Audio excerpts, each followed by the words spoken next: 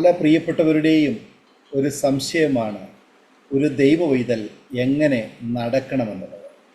തിരുവെഴുത്തുകൾ അതിനെക്കുറിച്ച് വളരെ വ്യക്തമായി പഠിപ്പിക്കുന്നുണ്ട്. 1. ദൈവത്തോടുകൂടെ നടപ്പി. ഉദാഹരണത്തിന് ഹാനോക്ക് ദൈവത്തോടുകൂടെ നടന്നു, ദൈവം അവനെ എടുത്തുകൊണ്ടതിനാൽ കാണാതായി. ഉൽപ്പത്തി പുസ്തകം 5-ാം അധ്യായം അതിൻ്റെ 24-ാമത് വചനം. 2. വിശ്വാസത്തിൽ നടപ്പി. കാഴ്ചയാലല്ല, വിശ്വാസത്താൽ അത്രേ ഞങ്ങൾ നടക്കുന്നത്. 2 കൊരിന്ത്യർക്ക് എഴുതിയ ലേഖനം 5-ാം അധ്യായം അതിൻ്റെ 7-ാമത് വചനം. 3. പരിശുദ്ധാത്മാവിനാൽ ശക്തി പ്രാപിച്ച് നടപ്പിൻ. ആത്മാവിനെ അനുസരിച്ച് നടപ്പിൻ, എന്നാൽ നിങ്ങൾ ജഡത്തിൻ്റെ മോഹം നിവർത്തിക്കുകയില്ല എന്ന് ഗലാത്യർക്ക് എഴുതിയ ലേഖനം 5-ാം അധ്യായം 16-ാമത് വചനത്തിൽ നാം വായിക്കുന്നു.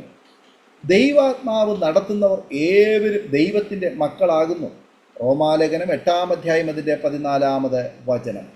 നിങ്ങളോ ദൈവത്തിൻ്റെ ആത്മാവ് നിങ്ങളിൽ വസിക്കുന്നു എന്ന് വരികിൽ ജഡസ്വഭാവമുള്ളവരല്ല, ആത്മസ്വഭാവമുള്ളവരത്രേ. ക്രിസ്തുവിൻ്റെ ആത്മാവില്ലാത്തവൻ അവനുള്ളവനല്ല. റോമാലേഖനം 8-ാം അധ്യായം അതിൻ്റെ 9-ാമത് വചനം. വചനത്താൽ ശക്തി പ്രാപിച്ച് നടപ്പിൻ എന്ന് തിരുവെഴുത്തുകൾ പറയുന്നു. എല്ലാ തിരുവെഴുത്തും ദൈവശ്വാസ്യമാകിയാൽ ദൈവത്തിൻ്റെ മനുഷ്യൻ സകല സൽപ്രവർത്തിക്കും വക പ്രാപിച്ച് തികഞ്ഞവനാകേണ്ടതിന് ഉപദേശത്തിനും ശാസനത്തിനും ഗുണീകരണത്തിനും നീതിയിലെ അഭ്യാസനത്തിനും പ്രയോജനമുള്ളത് ആകുന്നു. 2 തീമോഥെയോസിന്റെ ലേഖനം 3-ാം അധ്യായം 16-17 വാക്യങ്ങൾ. ആകയാൽ സകല ദുഷ്ടതയും എല്ലാ ചതിവും വ്യാജഭാവവും അസൂയയും എല്ലാ നുണയും നീക്കിക്കളഞ്ഞ് ഇപ്പോൾ ജനിച്ച ശിശുക്കളെ പോലെ രക്ഷയ്ക്കായി വളരുവാൻ വചനമെന്ന മായമില്ലാത്ത പാൽ കുടിപ്പാൻ വാഞ്ചിപ്പീൻ. 1 പത്രോസ് എഴുതിയ ലേഖനം 2-ാം അധ്യായം 1 മുതൽ 3 വരെയുള്ള വേദഭാഗങ്ങൾ. അടുത്തതായി വെളിച്ചത്തിൽ നടക്കുവാൻ ദൈവവചനം നമ്മെ പഠിപ്പിക്കുന്നു. നിങ്ങൾ ലോകത്തിന്റെ വെളിച്ചമാകുന്നു, മലമേൽ ഇരിക്കുന്ന പട്ടണം മറഞ്ഞിരിപ്പാൻ പാടുള്ളതല്ല. മത്തായി സുവിശേഷം 5-ാം അധ്യായം 14-ാമത് വചനം. യേശു പിന്നെയും അവരോട് സംസാരിച്ചു, ഞാൻ ലോകത്തിന്റെ വെളിച്ചമാകുന്നു, എന്നെ അനുഗമിക്കുന്നവൻ ഇരുട്ടിൽ നടക്കാതെ ജീവന്റെ വെളിച്ചമുള്ളവൻ ആകും എന്ന് പറഞ്ഞു. യോഹന്നാന്റെ സുവിശേഷം 8-ാം അധ്യായം അതിന്റെ 12-ാമത് വചനം. അടുത്തതായി താഴ്മയോടെ നടപ്പിൻ എന്ന് തിരുവെഴുത്തുകൾ നമ്മെ പഠിപ്പിക്കുന്നു. മനുഷ്യ, നല്ലത് എന്തെന്ന് അവൻ നിനക്ക് കാണിച്ചു തന്നിരിക്കുന്നു.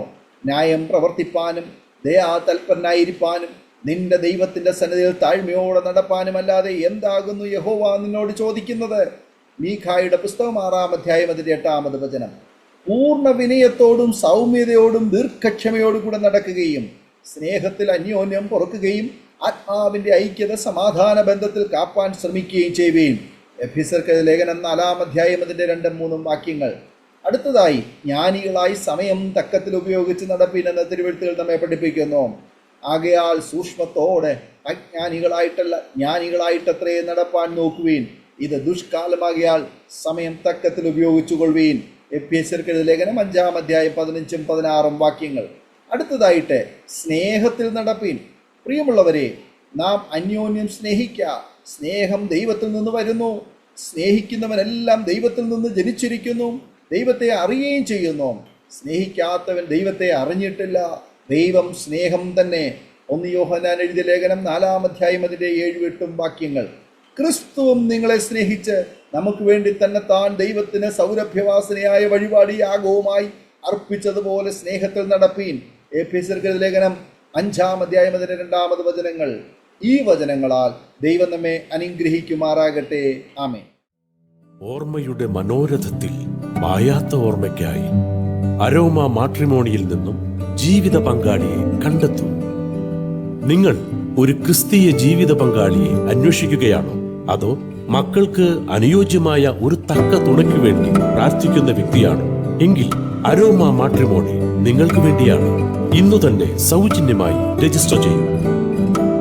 അരോമ മാട്രിമോണിയുടെ പ്രത്യേകതകൾ: രജിസ്ട്രേഷൻ തികച്ചും സൗജന്യം.